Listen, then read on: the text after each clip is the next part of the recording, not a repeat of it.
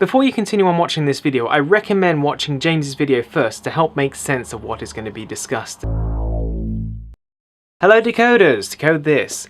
Do you know what's more exciting than getting the entire Game of Thrones book series for just £30? That's right, Vidcon! So Vidcon 2013 is less than 7 months away, which means we don't have enough time to sort things! But onto the subject at hand, how Vidcon, YouTube and the community can continue to improve itself thanks to the inclusion of the Less Than Famous panel. I attended Vidcon last year and one of the biggest things was the community factor. Yes, I had some fandom moments, like meeting Wheezy Waiter, but can you blame me? But it was the community itself was where I got my personal enjoyment out of YouTube itself, so much so that I always want to be going to Vidcon as long as it exists. An example being, on Industry Day, 6 of us were locked up in our hotel room where we had no internet, nothing whatsoever, and what did we do? We made a comedy sketch video which you can view here. So you can see Vidcon is the perfect breeding ground for making videos. But as Vidcon has so much in it itself, I have to make a list of what I want to make in advance for Vidcon 2013. And despite all that, as James has correctly pointed out, Vidcon itself is currently catered to two audiences, the high-end creators and the viewers. But this criticism of Vidcon is also a criticism of YouTube itself, where the community itself is like a whole series of watercolors creating something so beautiful and wonderful. However, it's seen as grey in a black and white representation. There is limited encouragement for the growth of the middle ground, and YouTube itself is becoming stats, views and figures. And that's what makes the Less Than Famous panel much more special in certain ways, because they are taking exception to that system to help look at the content creators themselves. Much like those who work on videos for pure enjoyment, I'm a film studies graduate who wants to pursue a career in full-time filmmaking and photography. So much so that I quit my job last month, not because YouTube could financially support me, but it was just so I could help expand that area and help get closer towards my goals. But one of the truths when it comes to YouTube is that many of us can say we love the community, but we're ever so critical about it at the same time. This is mainly because people are looking out for themselves or just supporting the people they view on a general basis. Now, unless you're friends with certain people who have the similar interests, it makes it much more difficult if you are a content creator with lesser subscribers. When it comes to this panel, my main interest is as a content creator, and I hope everyone else has the same interest. That they're not there for self-promotion or to fan over how wonderful the community is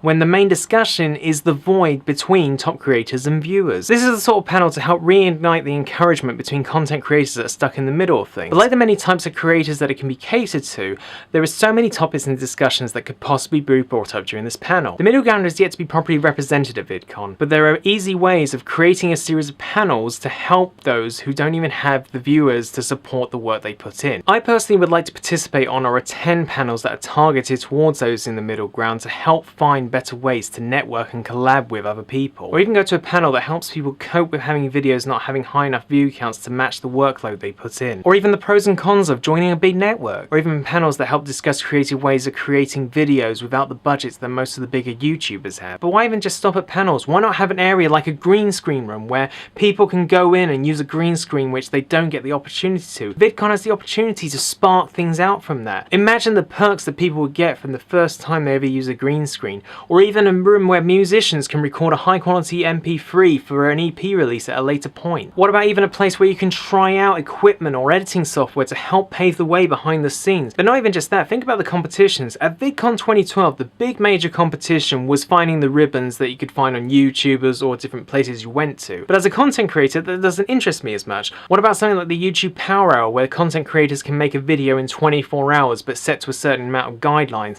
and the best videos get displayed on the screen at Vidcon and people can win prizes? That would certainly interest me a lot more in particular than finding ribbons or signing up to newsletters just to win a t-shirt. So it's just the simple idea of just introducing more panels and more creative ways to get the community involved. It's all there for everyone. These are just some of the ideas that Genevieve and I have been discussing since James's video originally came out. The fact is, YouTube and Vidcon are wonderful things, but they could potentially be so much more. And this video itself is not to rant or complain about Vidcon, far from the contrary.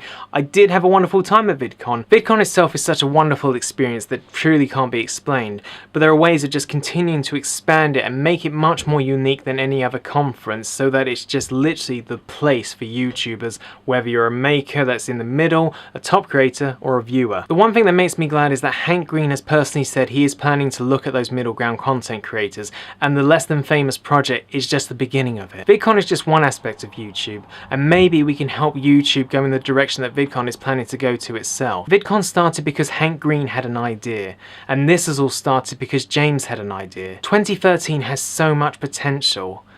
Let's not see it go to waste.